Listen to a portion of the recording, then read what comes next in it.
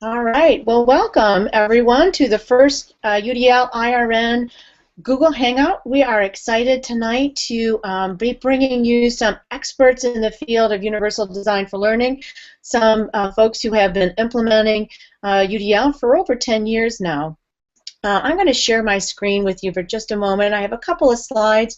First, let me introduce myself. My name is Sue Harden, and I am on the UDL IRN leadership team. Many of my leadership friends are here tonight with us on the broadcast.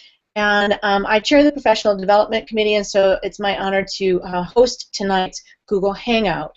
So let me go ahead and bring up my slides here so I can share a little more detailed information with you.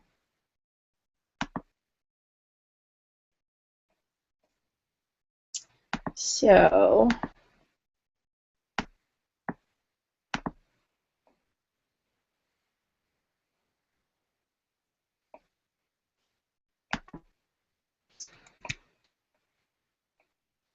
right.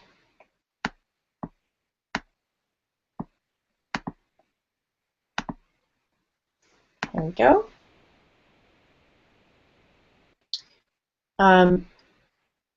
So welcome again. For those of you who are new to UDL IRN, we welcome you to join us at udlirn.org. You can head to the IRN website and become a member. Again, tonight's topic of our Hangout is developing expert learners. Our format for tonight is to divide it into thirds. So our first 20 minutes, the team will be exploring the problem as presented this evening. Then our second 20 minutes, we'll be talking about potential solutions to developing expert learners. And then the last 20 minutes we will devote to conversation. So we will be throwing it out for questions and comments throughout the evening. We will be using our Twitter chat as a place to ask questions and give comments. In a minute, I'm going to pass it over to Brian Dean to talk a little bit about how that will work this evening. So welcome to those of you who are watching us on YouTube and on Google+. And I'm pleased to introduce tonight our presenters are from the HIAT, High Incidence Accessible Technology team out of Montgomery County, Maryland, and I'm going to let them actually introduce themselves following Brian's quick description about how we'll run tonight's Twitter chat. So Brian, if you want to give us a little introduction about how that will go tonight. Sure, thanks. So the hashtag is underneath, if you can see on the screen. It's hashtag UDLIRN, all caps, no spaces. As you're watching the Hangout, as it's streaming live, if you have questions or comments that you want to throw out there and rely on the Twitterverse to kind of answer, I'll be answering some of the questions, and then we'll be doing a share portion where we pick out some of the questions and ask the people from HIAT. So I look forward to seeing us break Twitter.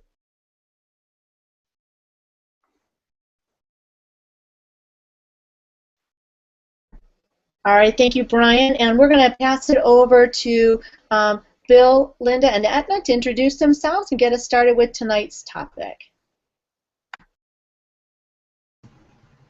I'm Bill McGrath. I work on the HIAT team in Montgomery County, and I'm going to be sharing some information to get us started.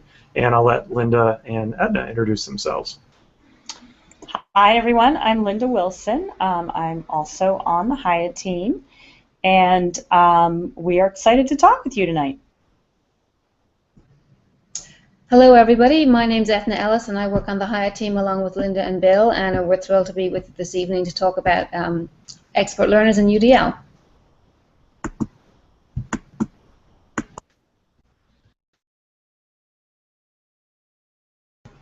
Okay, great. So, Sue, I guess we'll get started.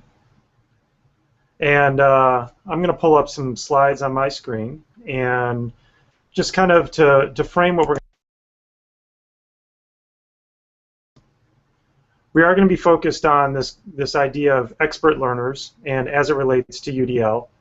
And we're going to really focus on why we think this is an important element of UDL for us to really drive home in our implementation of UDL. And so I'm going to mute my microphone for just a minute. I'm going to share my screen with you, and then I'll come back and we'll start kind of discussing the problem that we're putting forward tonight.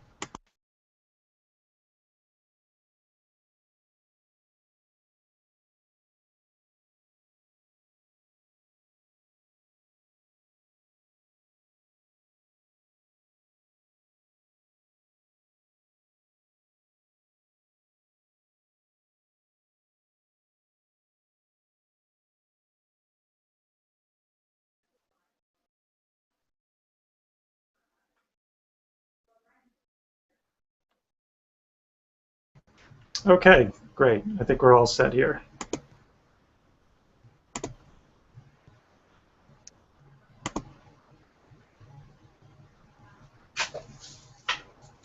All right.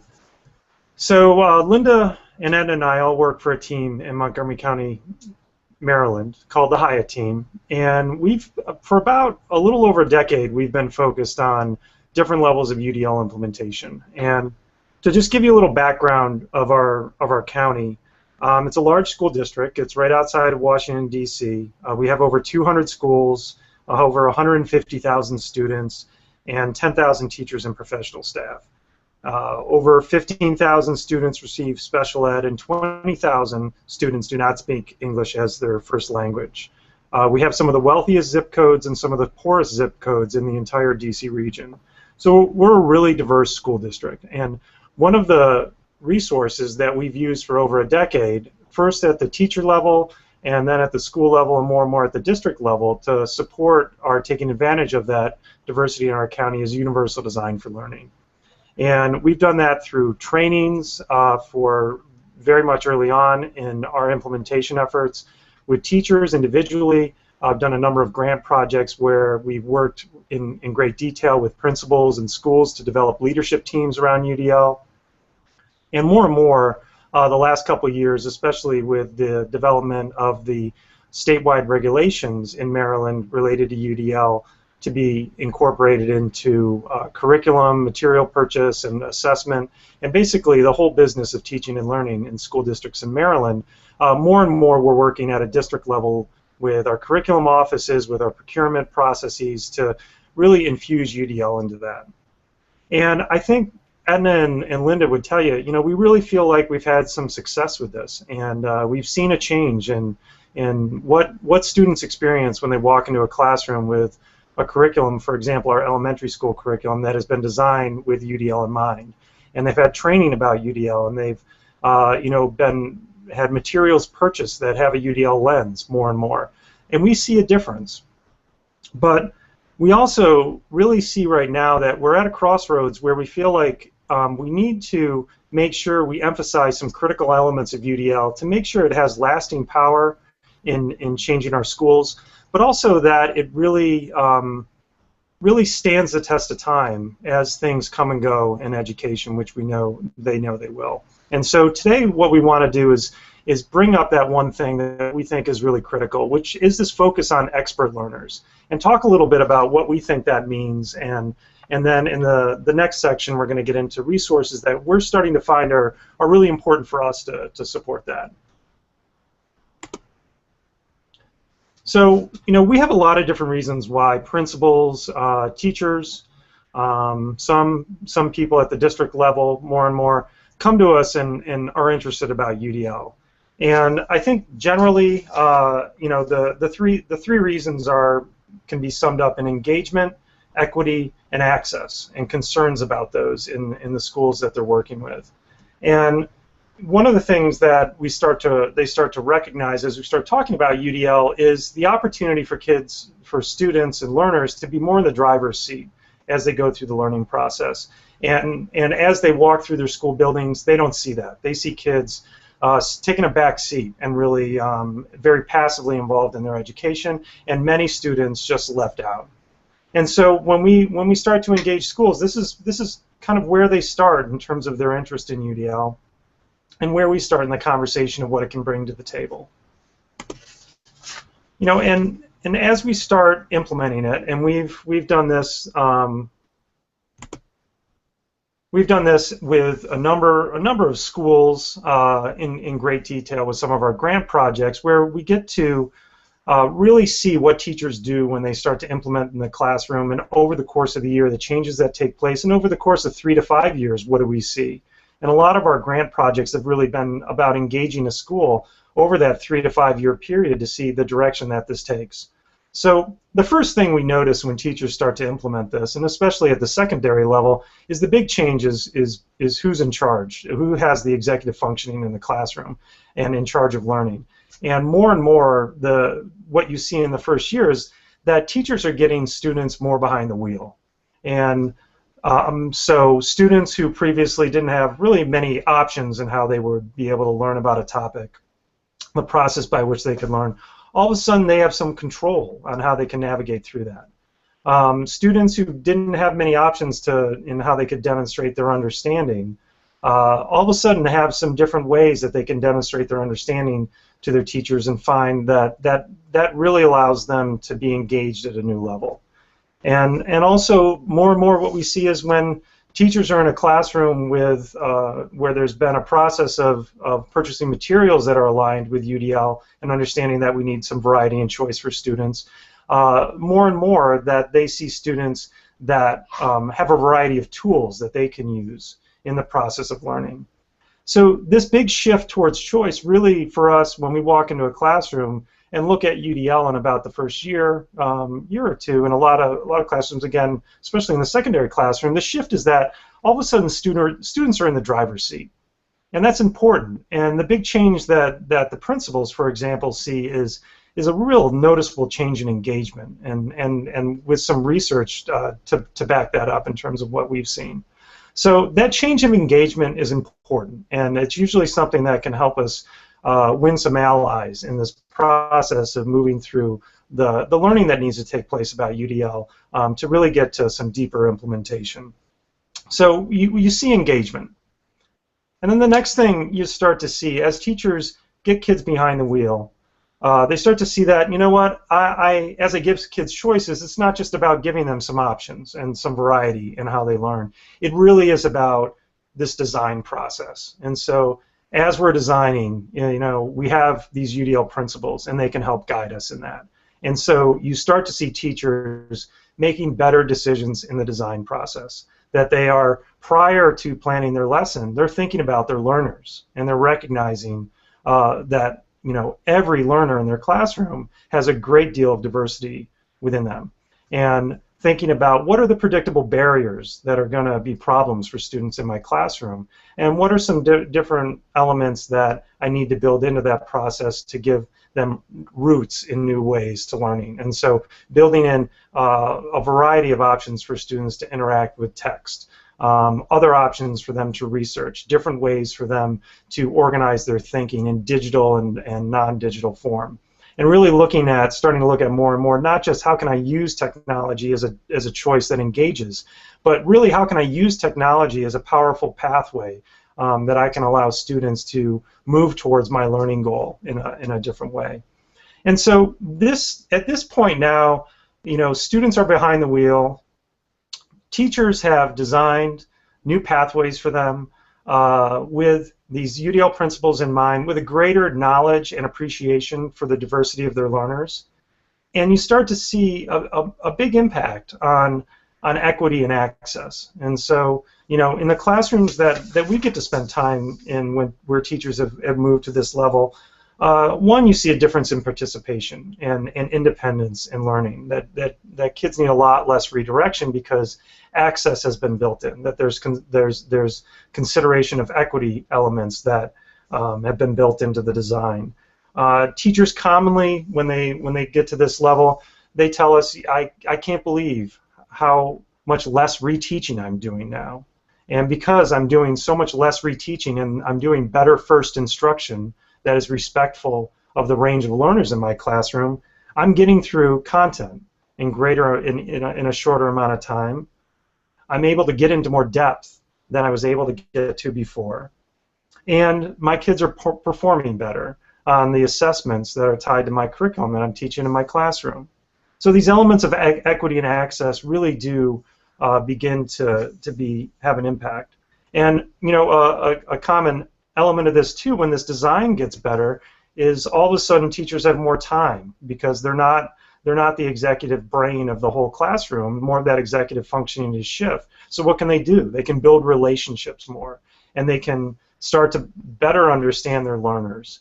And this is what leads us up to where we feel like at times when we're people who care so much about the breadth of diversity in our classrooms. We're people that so strongly believe that this UDL framework can help support those learners, that it can be really exciting to see this level and think that this is it. This is where this is what we came here for. But it's not what we came here for. I think what we're seeing is we need to take it to the next level, which is not a level beyond what UDL should be focused on. It's where we should start in the beginning, and that is really about expert learners. And so when we think of expert learners in this analogy of driving, I mean, we just don't want to get students behind the wheel. We just don't want to be building new highways for them to drive on or pathways for them to go in their learning that are more accessible. We want them to be more experts at driving through that design process that we've put in front of them. And commonly, where we see this getting stuck is one, like this picture with the one student who's frustrated. We've set this up, but we haven't really set up mechanisms for them to be active agents on effectively using the control that we've given them. Or they don't quite understand the different pathways that might work for them. Or we don't have a process set up for them to reflect and really think about how do I learn best and what makes sense in this given situation. And the other thing that ends up a lot too is even in the situation where we've done this design process, we've shifted control, we still find when we walk into classrooms that there's a lot of students that are requiring much more adult direction than we would like to be able to take advantage of these choices and this variety in learning.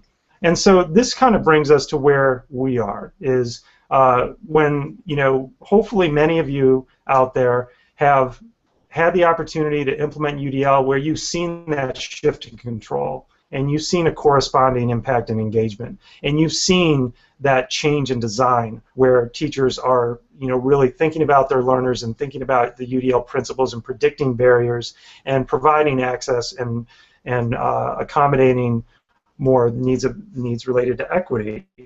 But we need to move it past there to get to the point of expert learning and really have them not just behind the wheel but being able to navigate with increasing skill, because our goal is that this process of designing with UDL just doesn't engage and provide access, but it really builds internal resources as learners that they can carry through to any learning environment.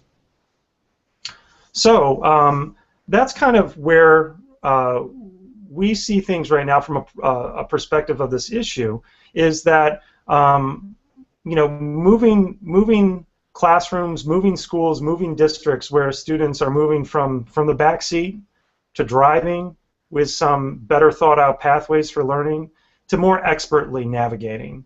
And so this is where we first pause, where we want to really put it towards the group and say, what are examples from your district of UDL with learners who are either in the back seat, more and more driving, or really get into that point where we're starting to see they're expertly navigating. And I think I'll either probably turn it over to Sue or Brian to kind of take it from here. Thanks, Bill. We'll go ahead and let a few of folks to get some posts in on Twitter, and then we'll pass it over to Brian. So we'll give just a pause for a few moments. Maybe if we could have that question up when you have a second, that would be great. Sure.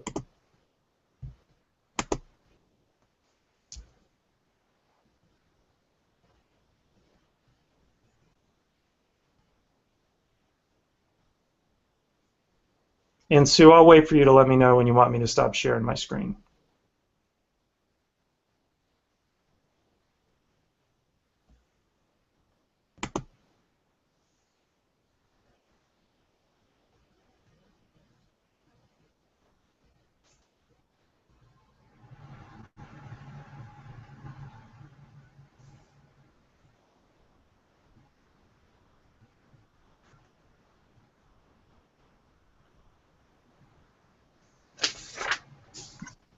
Brian, anything coming in? Well, so yeah, I was trying to give him some time to post up some stuff. There's actually a lot of questions that are coming in. We've got we haven't gotten too many answers to the questions that Bill posed, but we have one question from Matt Marino at UCF Marino. They said, what is a realistic minimum implementation period in the school before positive student outcomes can be achieved and measured? So thought that was a great question to ask. And then I don't want to steal Kendra's thunder because she posted something up on Twitter as well, but I'm sure it would be better if she asked it in person. And then we have another one from, sorry, I just lost my feed. We have another one from Alex Hollingshead, which says, how do we develop expert learners among students with severe disabilities? So we'll kind of put that out to the group, the HIAT group, and see what kind of answers we can get back for them. Well, the one question related to expert learners for students with more significant challenges. That's actually something we're going to talk about in the solutions a little more, and I think it's an important question. We will be sharing some specific information on that, but I would be interested for solutions. Kendra here. I just was going to answer the question that's on the screen, if that's okay. My experience is more general because I'm not in the classroom, but I think a lot of people, the students, are in the back seat because people are so focused on content delivery and getting ready for an assessment of some sort that they're afraid to kind of give over the driving to the student. That they have a certain amount of content to get ready, and if they give that over, they may not get that content to the students. And I think that's probably a bit of a fear that people have. What would be a kind of a way of addressing that in your opinion? I mean, I think, you know,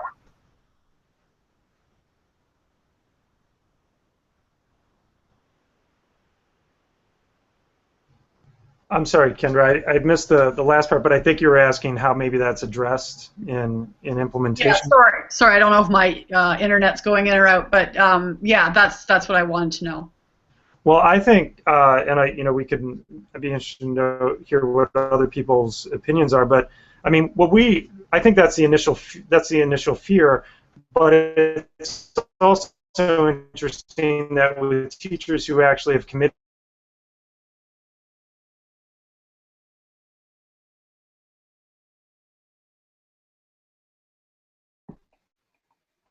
Bill, I think we're kind of losing your audio there.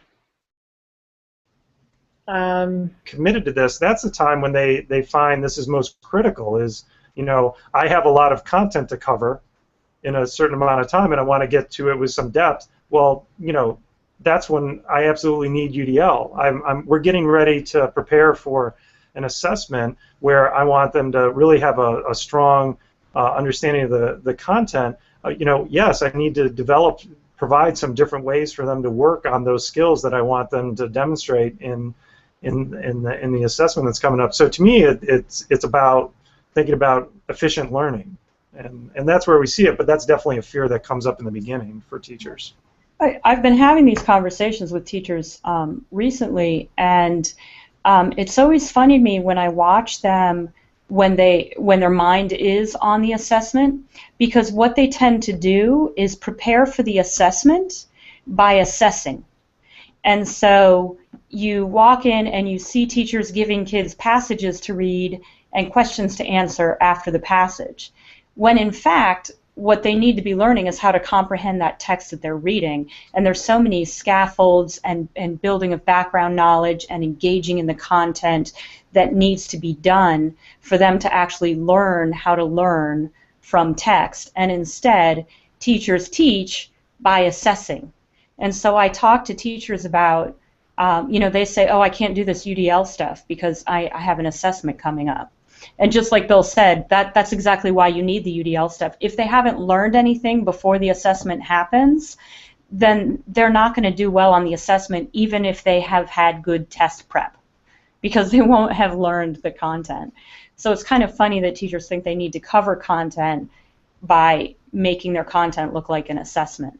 And so I just have that conversation out with them, you know, just like that. Like, you're trying to teach him how to comprehend text, but you're teaching him by asking him if he comprehended the text, and not by engaging in all that deeper learning.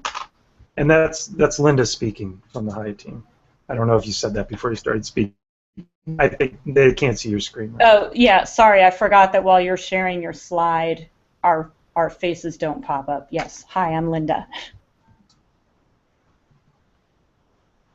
Any so other? I wanted to jump in. This is Brian. I just want to jump in on that idea as well. So if you have teachers that are in the back seat, right, and you have students that are in the back seat, then who's driving, right? And it seems like the big question, the big answer to that, or what we're kind of alluding to, is that it's really curriculum, not strong instructional matching or instructional design. That's really an assessment that's really driving where we're going. And I'm not sure that I know what that map is or what that map looks like.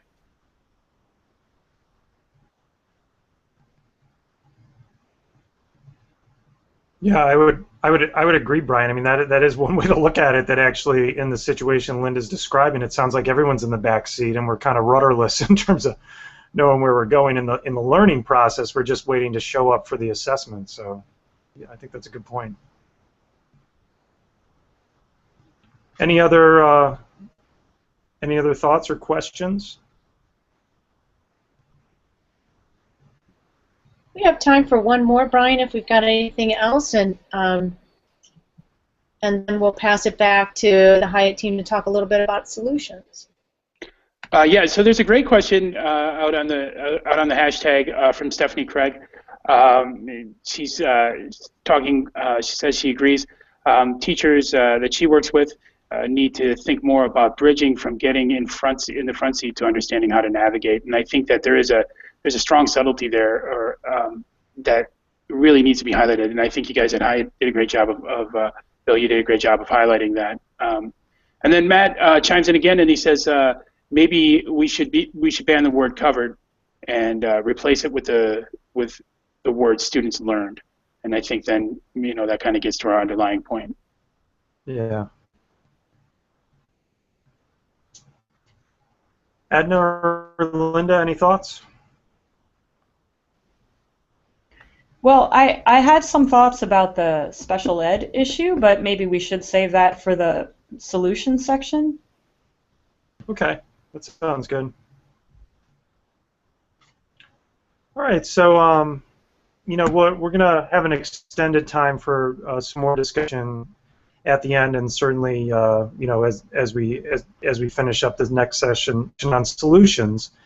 And so, you know, for us, when we in our county, when we look at this question, you know, we have plenty of examples of both, and you know, that category C, you know, of examples of learners who are expertly navigating, you know, that we don't see that. That's our state of dissatisfaction. You know, that's where we feel like we need to move, and most importantly, I think we feel like we've not to do that is really wasting a lot of the hard work that people have already done with UDL and the heavy lifting.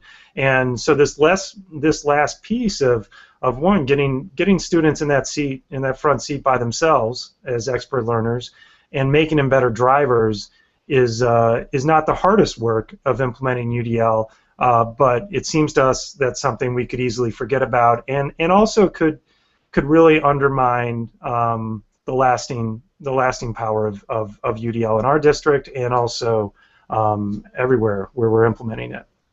So when we look at solutions, solutions for us always start with really engaging our teachers and trying to figure out, you know, at a kind of a grassroots level, how do we tell the story of this? What are we seeing that can tell us what this looks like in the classroom? And so when we look at UDL, we've kind of gone through and as we worked with teachers and taught them about the framework and the guidelines and principles, and had them implement it, we've commonly gone back to them and said, you know, from the very beginning when we started doing our grant projects in the school is, all right, you know, tell us, like, what are you doing differently? Most of the time we started off with teachers who were, you know, by and large regarded as very skillful teachers, you know, really masters of their craft, and that you've committed to UDL, what are you doing differently? And the first thing that, as they start implementing, which really, you know, kind of illustrate getting them behind the wheel, the first thing is this category of student choices. So that you see students who have choices in how they gain information and how they show what they know.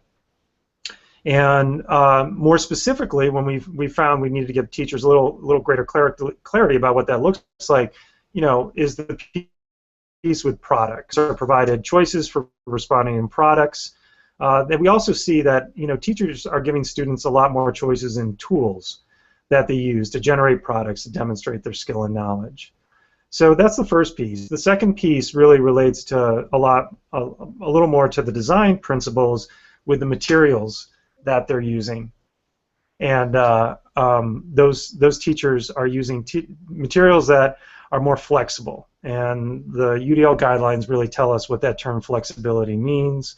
And concretely, when we walk into classrooms, some of the changes, this is not meant to be a comprehensive illustration of UDL, it's just mostly highlighting what are the main changes that teachers start with. Their curriculum materials are different, and specifically they're in additional formats behind the teacher talking and viewable text.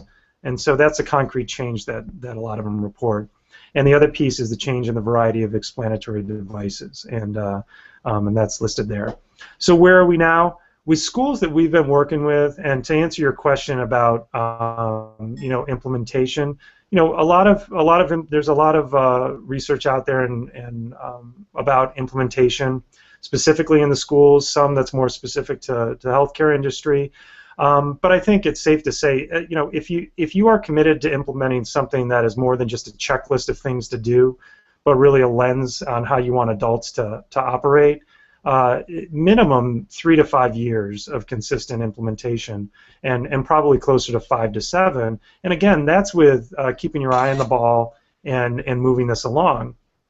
So for us, we're working with schools now that have been doing this at different levels through 3 to 5 years.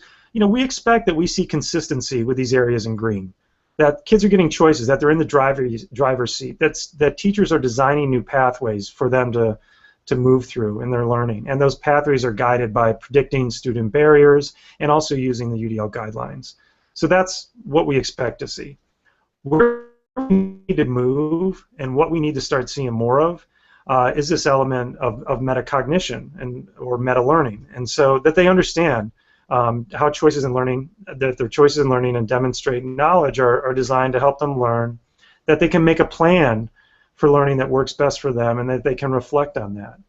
And we've seen, I mean, this is something, you know, we've seen the elements of this with individual teachers, and you know, where they frame choices, that they let the kids know, you know, this is why I've designed this way, that they're described, and an explanation of why they may be beneficial to some learners and maybe not useful to others.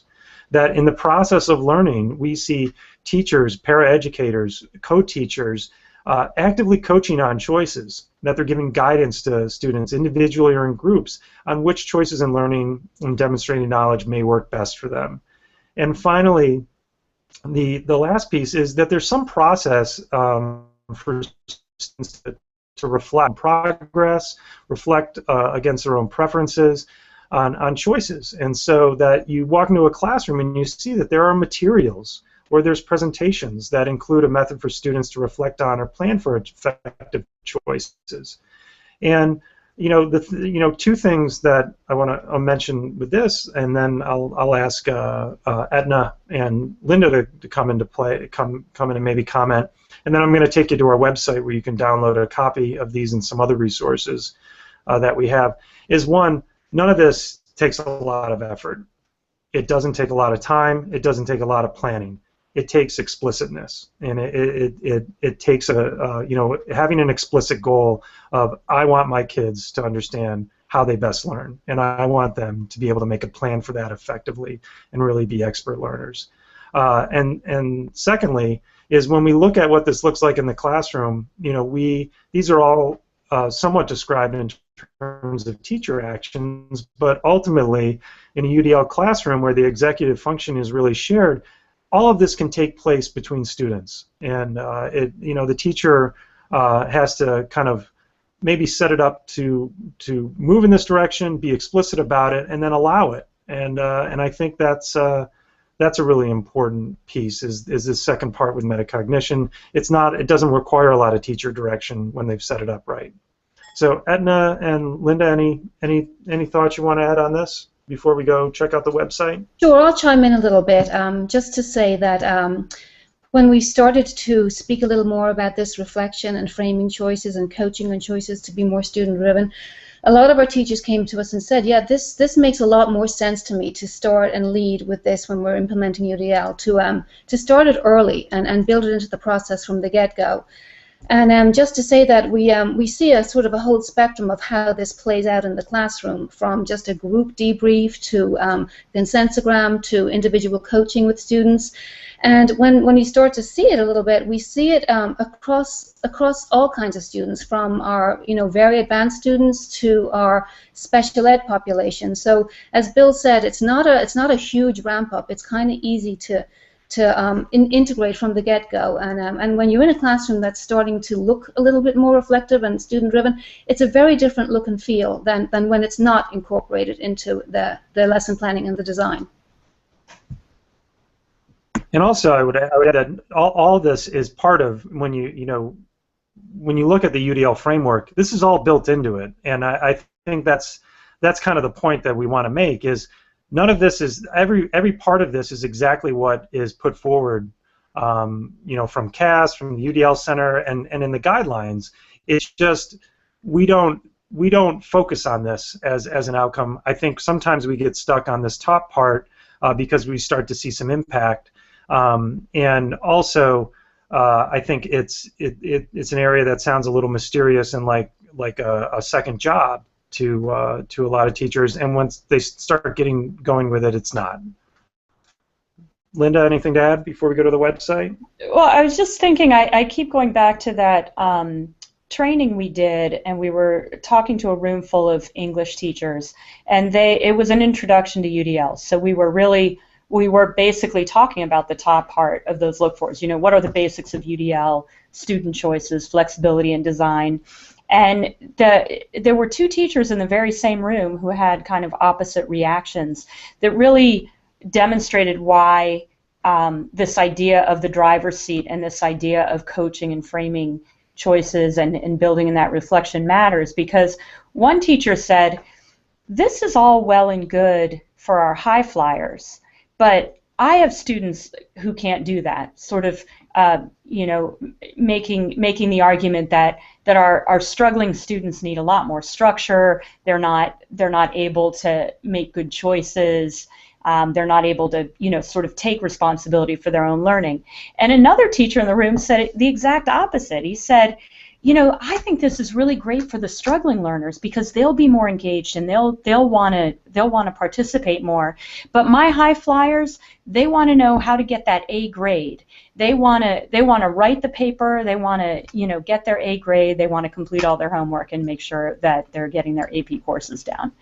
And I thought that was really funny. But the answer to both of them, I think those are two very common misconceptions of UDL when you first start thinking about it. But the answer to both of them is no, this isn't about you handing out choices, some easier, some harder, and giving, and telling kids, oh, now in addition to all the work you have to do in this class, you have to pick, you have to make a choice too. It's about coaching the framing of the choices and the reflection on the choices, because the purpose of the choices is so that you can learn the best way that you can learn, not so that you have choices. The purpose of it is to make those multiple pathways for learning so that everybody can learn. And it takes a while for that to sink in. And I think as Etna said and as Bill led with, if you lead with this metacognition piece, then you can dispel some of those misconceptions about what UDL is really going to do for you. And I'm being conscious of the time. We're about 10 minutes after 9, and on the East Coast. And I'm gonna take you to our website, and I'll just show you the section of our website that has the UDL pieces in it and the look-fors. And then we had a couple final comments, and then we want to open it up for a broader discussion. So I'm just going to go to Google, and you can just type in HIAT UDL. So HIAT UDL, and we're the first one that'll come up, UDL implementation.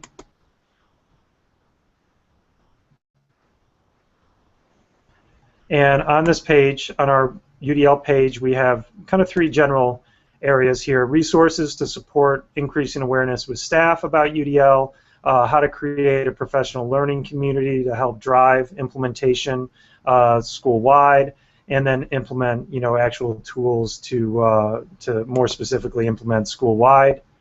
And when I click on that, we have some information on our UDL learning walkthroughs that we do with principals and schools and our curriculum offices, and specifically 2 resources here. One, UDL look-fors for early stages of implementation, and secondly, UDL look-fors for later stages of implementation, which have more specific information on these metacognitive elements or meta-learning elements related to expert learning. So I'm not going to spend a lot of time on our page here, but we do have a number of resources, both related to UDL and assistive technology. And if anyone has any questions about those or feedback, you can, under our main page, if you go back to our HIAT page, you can get in contact with us through there. So I'm going to just say a few last things that I hope will kind of help frame a little bit of our discussion going forward with this topic.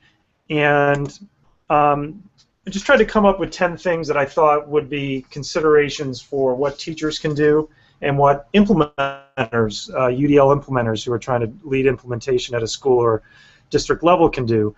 So teachers, one thing we see is the biggest difference is just be explicit. Tell the students what you're expecting, that you're doing these things not because choices are important, like Linda was saying, but tell them, my expectation is that all of you are going to become expert learners, and let me tell you what that means and what I'm going to do differently to help you do that. The second thing is to be more curious than prescriptive with students. I think even when we see teachers implementing UDL sometimes, they view their job as, that's right, I'm going to sit down and lesson plan, and I am going to think about all the potential barriers that my kids are going to encounter, and I'm going to think up the solutions for them. And I'm also going to be pretty prescriptive about knowing, that, well, Johnny needs this, and Sally needs this, and this is how she's going to learn best in this situation. It's not to discount the need for guidance, but really the idea that we are going to be very prescriptive and differentiate for students and control that process for them, to me has nothing to do with UDL and really takes us down a path that is really counter getting to this end goal of being an expert learner. The third thing is to teach the language of expert learners. So, we're finding this element of expert learning and metacognition is kind of built into our elementary curriculum now. And so we start to see, we're starting to get 5th graders, 6th graders now who are starting to be able to have this language that they've heard in their classroom about how they best learn, different ways to learn, different ways to demonstrate their understanding and how to work with knowledge. But, for a lot of students, they need explicit teaching on the language of this. And this is where the framing from the teachers can come in. So, as a teacher setting up a lesson, they'll say, for me as a learner, this is how I would navigate. These are the choices I would make. Because, when I don't know a topic, I like to get the big picture first, and a video helps me get the big picture before I can get deeply into the text that I want to read. And so just simple language, having the kids talk to each other to help develop that language, genuine language, student to student. We have a lot of learning to do around this, but you have to explicitly expect it.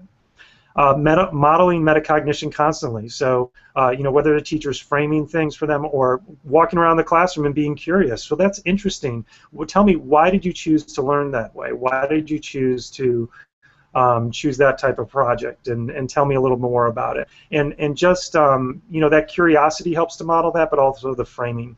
And finally, this piece with use UDL to teach UDL. And so the question whether or not students with more significant cognitive challenges can participate in this meta-learning piece. When I talk to people about this, I get a little animated, I think, because I feel like, you've just spent your time learning how to teach something using UDL principles to make it more engaging and accessible for all your students. So let's apply that to the same process. And so what we see is, again, if I'm a teacher and I'm working with students or a student who needs to communicate more in symbolic language than verbal language or written language, how maybe could I ask them to reflect? And that's just one example. But we need more examples of this. But we can't. I won't entertain the thought for a second that this isn't possible. It's just simply that we need to use the concept and the framework of UDL to think about, okay, how do I teach students to understand how they best learn, and how do I help them plan? And we have a long history of scaffolds and strategies and everything else in the UDL framework to help us with that. So that's something which we are starting to emphasize quite a bit. So for a lot of us on this call, on this Hangout tonight, we're implementers. So what can we do to help facilitate this clear end goal of expert learning and give them a way to get there? One, make it easy. Don't overcomplicate this or make it too esoteric. Make it fairly concrete. Emphasize, listen, you've got all these things in place. Do these simple things that are going to take you, minutes, not hours, and with very little planning to make it happen. And those look-fors for us are what we try to do, with making it easy. This is what it can look like. I think ensuring that the students have a voice in implementation, that you're telling stories and allowing students to tell stories of, in a UDL classroom, what changes are they seeing? How are they best learning? Are they, the principal, stood up at the PTA meeting and said, my expectation is that we're using UDL so all your kids become expert learners. And then are we asking the students, tell us, are we doing our job in that way? Do you feel like you're given opportunities to learn in different ways, but more as importantly, are you feeling like you have a better understanding of how you learn? Telling stories, and the stories, again, aren't just about engaging classrooms. It sounds strange to say, but not just about access and not just about academic achievement, but we incorporate this element of expert learners and what that looks like and why it's something which we really need to focus on. And the other thing with this storytelling is, I think that one of the differences too, when you frame this as the goal of expert learning, you get the whole crowd's with you on the bus. I mean, there's not a parent who doesn't want this for their student. And sometimes when we talk about UDL in different ways, the end goal sounds a little more narrow. And maybe, oh, that's great. Do we have a lot of students that need that in our school? Versus we're doing UDL to achieve expert learning for each and every student.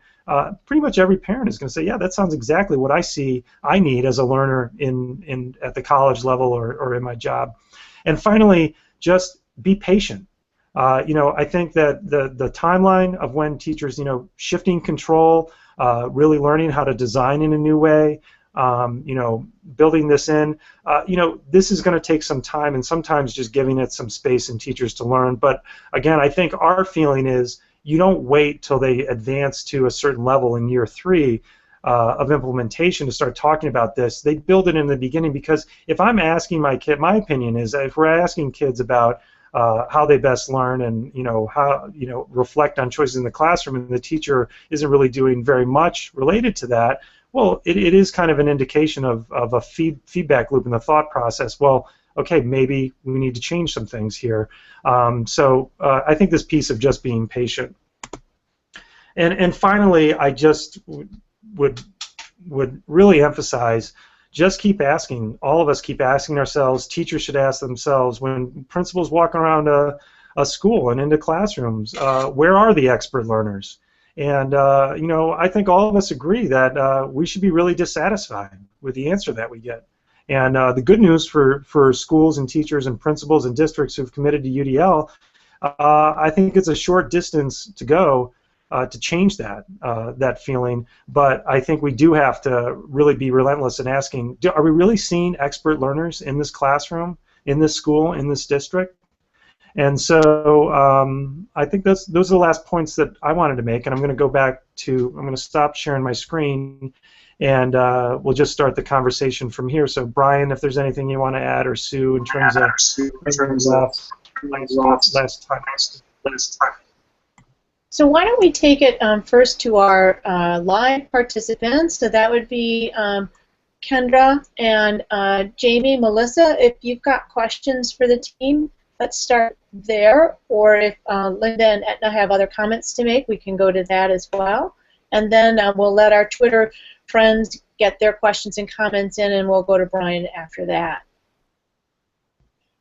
So I'll mute my mic. Kendra here.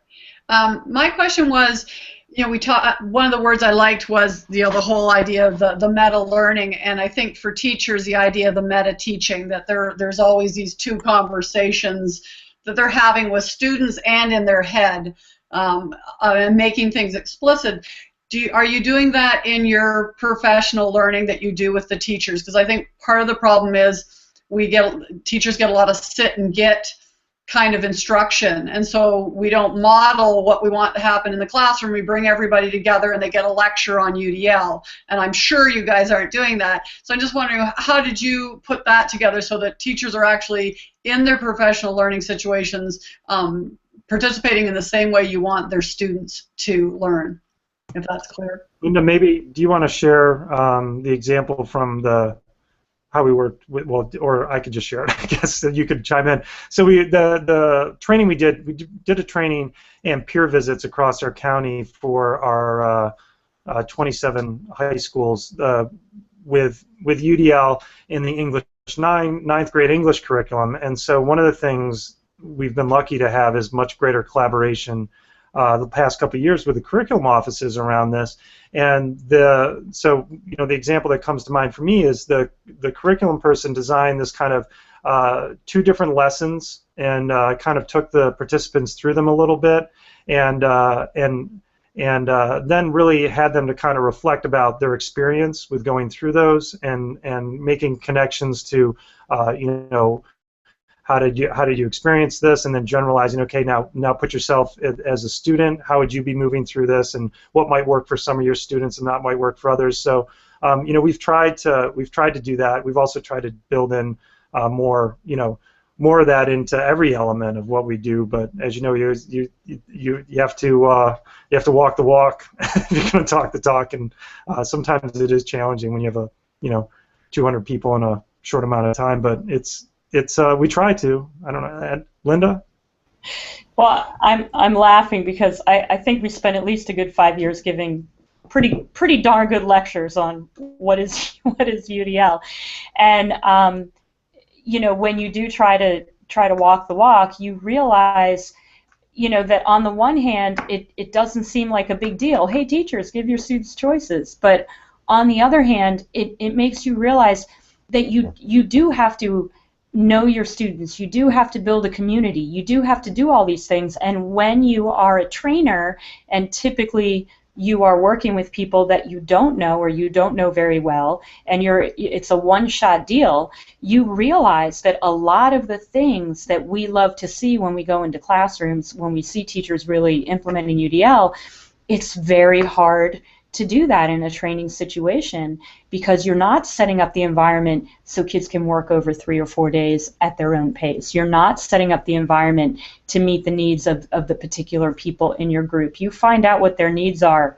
sometimes not at all, but sometimes when they walk in angry because they couldn't find a sub and their class is being left unattended, or whatever it was, for them to be able to come to the training. So I laugh about that, but we do try, and I think some of the models like this collaborative peer visit model, and also just working with the PLCs. So our model became very much not let's train on UDL. It was let's let's find schools who are willing to set up a professional learning community, and we did a lot of intensive work to figure out how to support those professional learning communities, and they did the learning while we did the coaching, and so it was kind of that metacognitive model.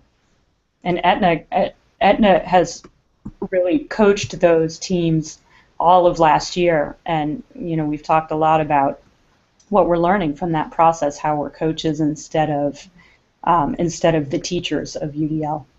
And just one story from our last site leaders meeting, where we had all the schools with active PLCs. We had the site leaders come together, and we framed and started that meeting with posing a question: what's your UDL story? Like, when you were in school and you were learning, what do you think could have worked better for you? What were your struggles? How would your education have been different if people had kind of framed it around UDL? And it was really intriguing, the conversations and the discussions that came out of that, because people had a lot to say.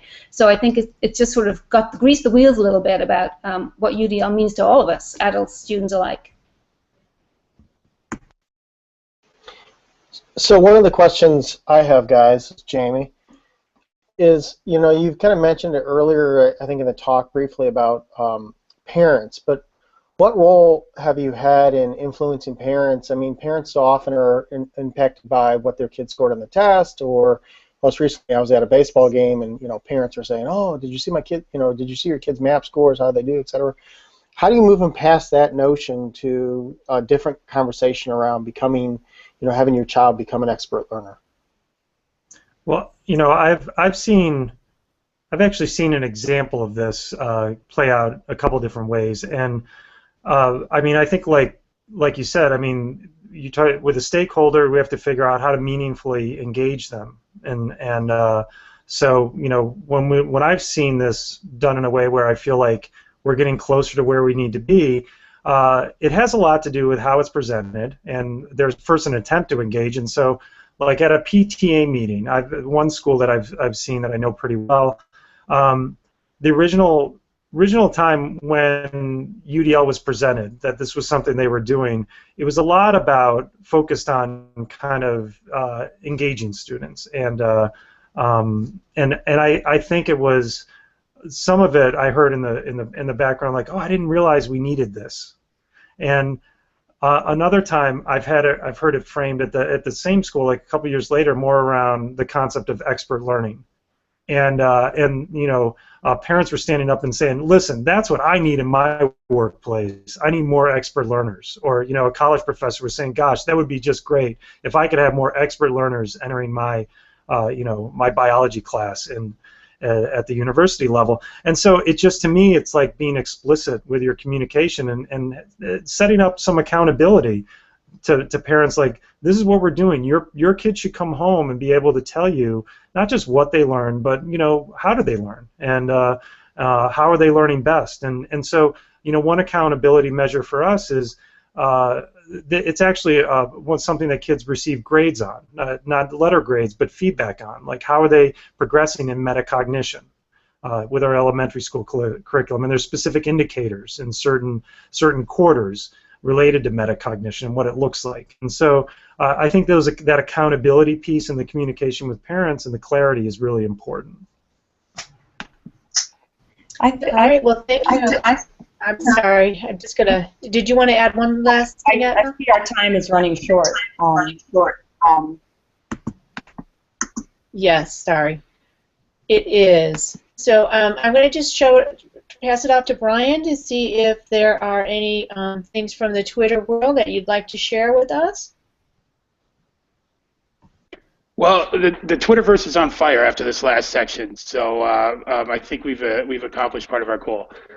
There's a lot of great conversation going on out there, a lot around the idea of, especially in this last section, about modeling and what is your UDL story and what does that look like.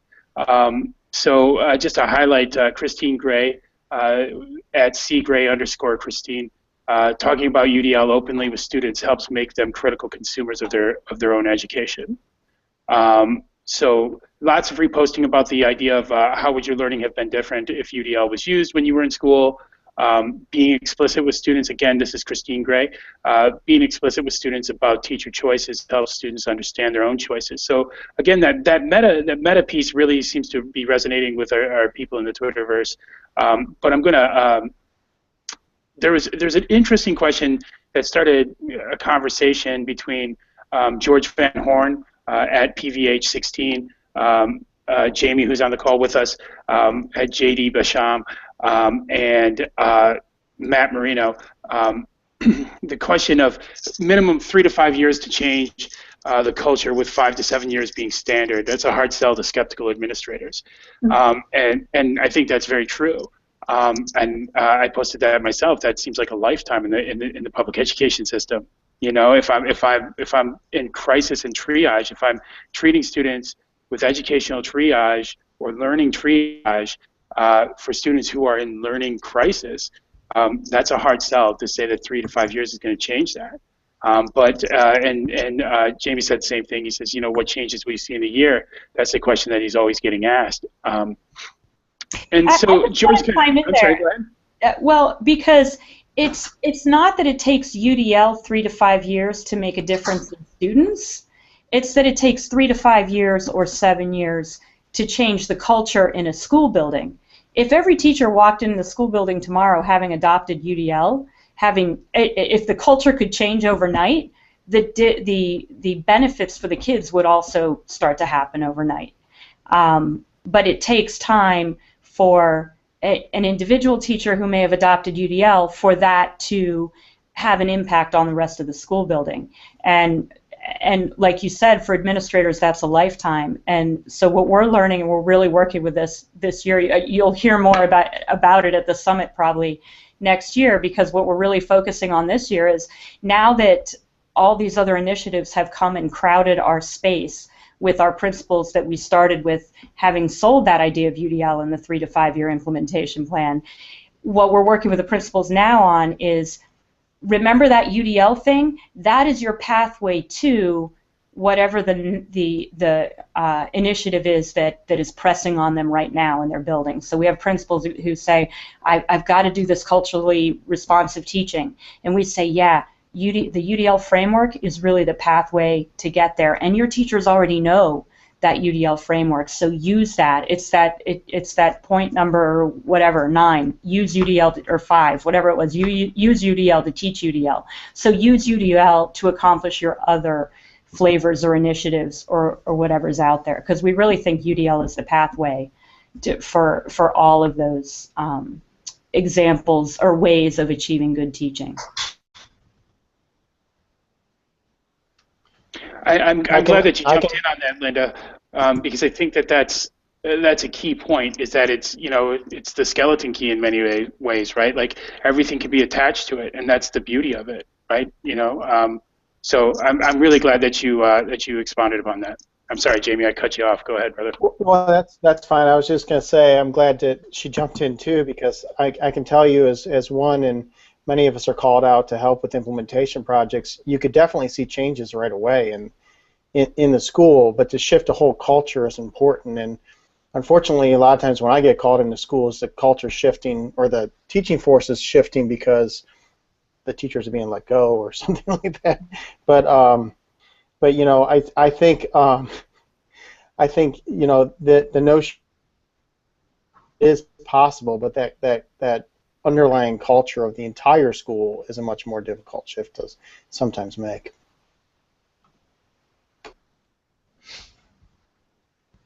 All right, we're going to have to leave it at that, Jamie.